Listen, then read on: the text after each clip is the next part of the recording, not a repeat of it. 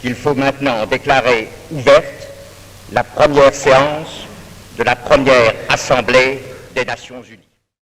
For 80 years, the United Nations has been a meeting place for the world to remember what is truly important. Peace, it isn't just a word, it is the moment when enemies share water and children sleep in their homes without fear. Equality, it is not merely fairness on paper, but in the opportunity we get to make our voices heard. Sustainability, I remember my first Lifelink training where I got to experience firsthand how diplomacy in partnership with SDGs is shaping the world. That moment now reminds me that what we start does matter. For 80 years, peacekeepers have walked into danger, doctors have fought diseases, young voices have risen, inspired by the fire lit by the UN's vision. The voices of the young people matter in the future of the UN as tomorrow bends to their hands.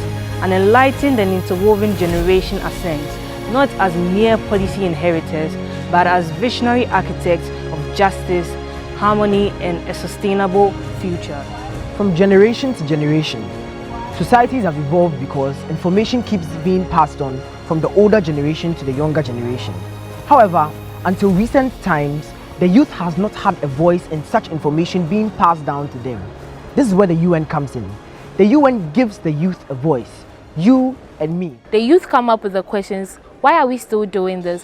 Why are we doing it in this way? And this challenges the institutional inertia and then also bring new and innovative ideas. Our fresh ideas, our perspective, creative solutions on issues like gender, climate change, technology and peace would help connect UN to the realities of our generation. Les jeunes héritiers du futur doivent influencer les politiques, surtout à propos du climat, le développement durable, la paix et la sécurité. What I'm trying to say is that, from a futuristic perspective, young people bear the consequences of decisions made by the current generation. I believe that young people's voices are important in the United Nations future because of one word, and that word is continuity.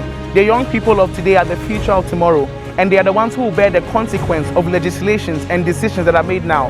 Hence, it's important that they are given inclusion and a seat of participation at the table where decisions are made. UN, one Daniel, and UN,